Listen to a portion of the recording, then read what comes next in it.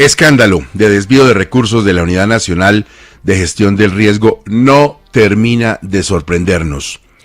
La denuncia de la compra fraudulenta de 40 carrotanques en La Guajira pues destapó una olla de corrupción en la que quedó claro que se utilizaron los recursos destinados a atender a las poblaciones más vulnerables, como ustedes bien saben, para financiar campañas políticas, para mover proyectos, empujarlos, animarlos en el Congreso y por supuesto para que se fueran a enriquecer y a los bolsillos de los protagonistas de este escándalo.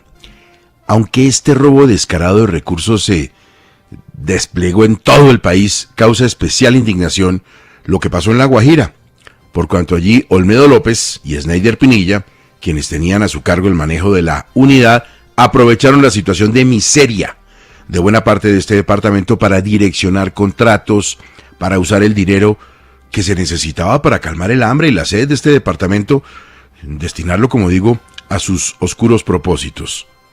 Pero no actuaron solos. Diana, ¿quiénes tienen que ver con esto y fueron grandes artífices en La Guajira del desvío de recursos de la Unidad Nacional de Gestión? Gustavo, aunque por supuesto son varias las personas que se involucraron en este gran robo de recursos de la Unidad Nacional de Gestión de Riesgo, hay dos personajes que fueron clave en el direccionamiento de contratos en La Guajira. La senadora Marta Peralta y un personaje que es conocido como Manchi Mejía, Germán Rafael Mejía Sierra. Pero además, Gustavo, hay una fuente en La Guajira que asegura que Nicolás Petro también tuvo que ver en todo esto que pasó en ese departamento. A ver, estamos hablando de Nicolás Petro, el mismo, el hijo del presidente. Por supuesto, Gustavo, esto es lo que afirma una fuente que conoce perfectamente todo lo que ocurrió en La Guajira. Según ha dicho Olmedo López en las audiencias, esto lo conocemos, fue el ministro Luis Fernando Velasco el que le dijo que se entendiera directamente con la senadora Marta Peralta para definir las comunidades a donde debían llegar las ayudas de La Guajira para capturar electoralmente a todo el departamento de La Guajira para el pacto histórico. Dice esta fuente de La Guajira, Gustavo, que Nicolás Petro se reunió con Santander López Sierra, el hombre Malboro, con quien tiene, usted lo sabe, una amistad cercana con su hija, y le dice que necesitan unos contratistas en La Guajira. Según esta fuente, fue Nicolás Petro el que llamó a Marta Peralta para decirle que Santander López Sierra iba a conseguir los contratistas que necesitaban, pero que ella era quien debía decidir a qué comunidades se iba a beneficiar. El primer contrato para ejecutar fue el del famoso de mantenimiento de 1.626 jagüeyes por 74.984 millones de pesos. Para hacer este contrato, asegura este guajiro, con quien quiero decirle, conversé personalmente, dice que Santander López Sierra escoge a Francisco Riscala Lozano, el representante de la empresa IRL SAS, y a Jorge Riscala Mudby para ejecutar el contrato de jagüeyes. Según esta fuente, los Riscala y López Sierra son amigos desde infancia e inclusive estudiaron juntos en Barranquilla. Gustavo, cabe anotar que yo traté de confirmar esta versión con Day Vázquez, la exesposa de Nicolás Petro, pero ella se abstuvo de contestarme. Dijo que no se pronunciaba sobre nada de eso. Pero lo que se ha dicho Day públicamente es que la hija de Santander López Sierra y Nicolás Petro sí tienen una amistad muy, muy cercana. Diana, ¿y cómo se conectan estos contratistas con Marta Peralta? Según dice esta fuente de La Guajira, Gustavo, Nicolás Petro es quien le dice a Marta Peralta que ella tenía que conseguir las comunidades y que López Sierra iba a conseguir a los contratistas. Ahí es donde Marta Peralta llega con estos contratistas a la oficina de la Unidad Nacional de Gestión de Riesgo, según lo ha contado a la justicia el mismo Olmedo López. Escuche. En septiembre de 2023, la senadora pide una cita para que la atienda en la UNGRD y llega con unos amigos de la senadora Marta Peralta y me dice que ellos son propietarios de maquinaria amarilla, que se los contrate para La Guajira.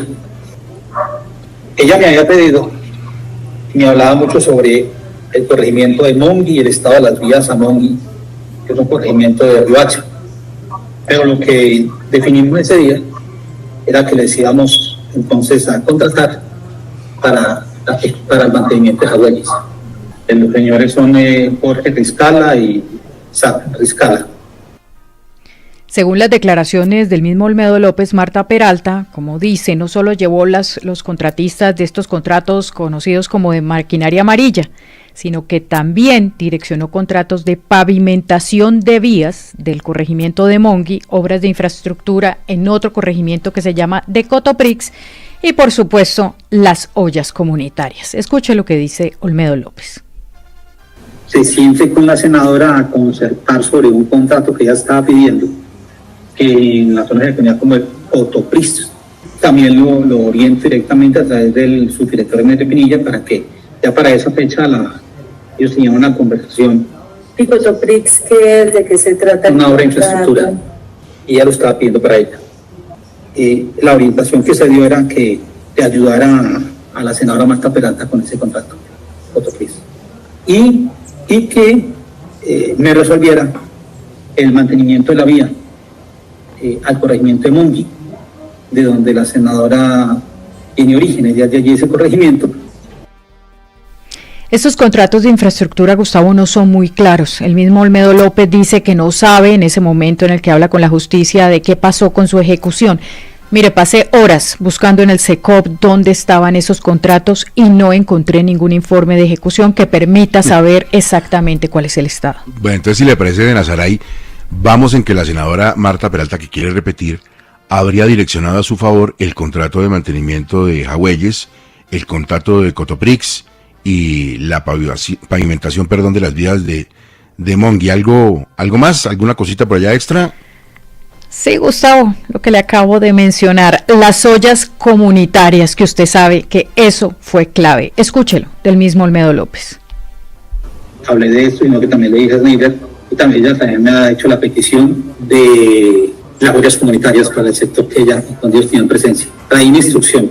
Ya de allí no conozco si Snyder los orientó o no los orientó, pero también les di la instrucción de que, porque ella estaba pidiendo las dos cosas, Jagüeyes y maquinaria amarilla y ollas comunitarias. Esa específicamente ollas comunitarias también para su territorio, para las comunidades de Guayú, y tal cual se lo indiqué al director de manejo.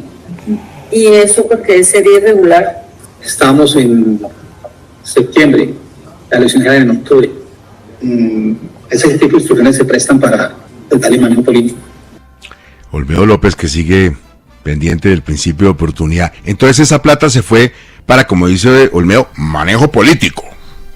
Gustavo, eso es lo que dicen todos en La Guajira, que esa plata, principalmente las ollas comunitarias, se fue toda en campaña política.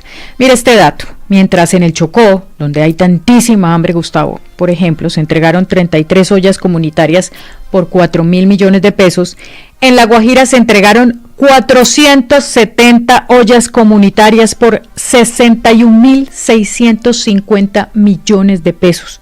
Una cifra que es exorbitante respecto a lo que se fue entregado en otros lugares del país. Y aquí, Gustavo, es donde entra en acción el llamado Manchi Mejía.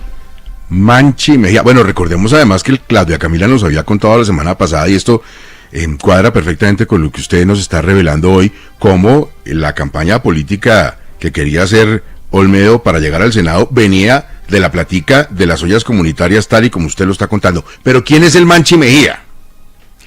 Manchi Mejía, Gustavo, es el papá de María Alejandra Mejía, la directora de la Unidad Nacional de Gestión de Riesgo en Uribia, con quien Olmedo López sostuvo una relación sentimental, que a propósito, Gustavo, me cuentan que sigue de directora de Gestión de Riesgo en Uribia. Ella se convirtió en una pieza clave para impulsar a Olmedo Mejía políticamente, que quería tener un protagonismo, como usted lo cuenta, en las elecciones del 2026. Mejor, Gustavo, escucha al propio Olmedo López sobre el papel que jugó Manchi Mejía en todo este entramado de corrupción.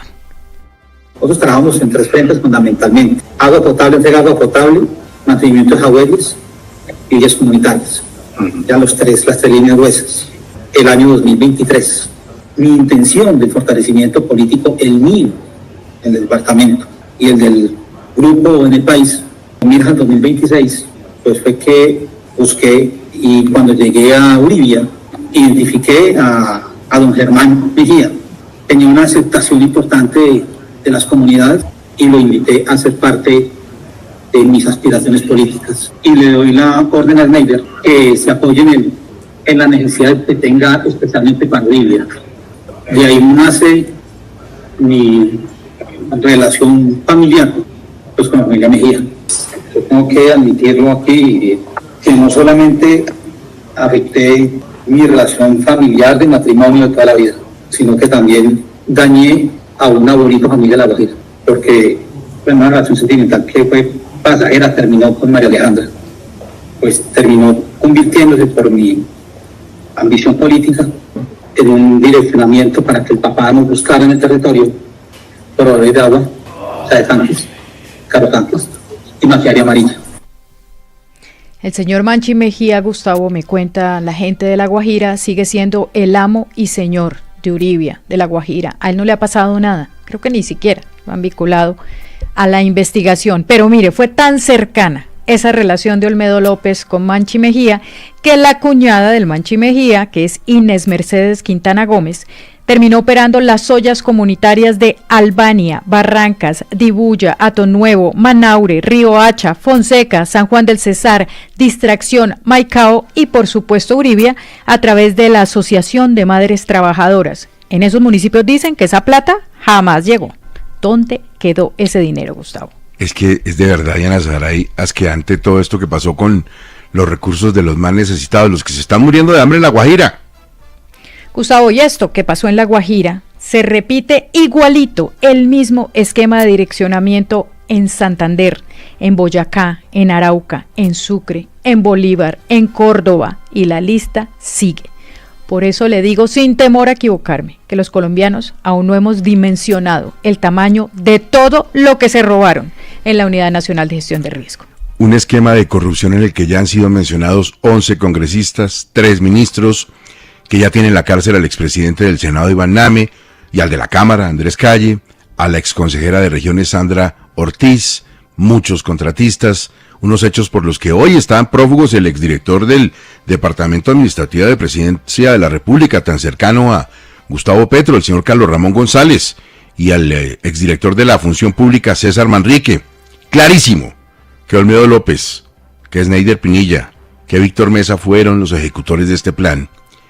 ¿Quiénes son los cerebros? ¿Quiénes están más arriba? Tal vez en esta fiscalía y en este gobierno jamás lo lleguemos a saber. Ojalá en la fiscalía las cosas se muevan como no está pasando últimamente.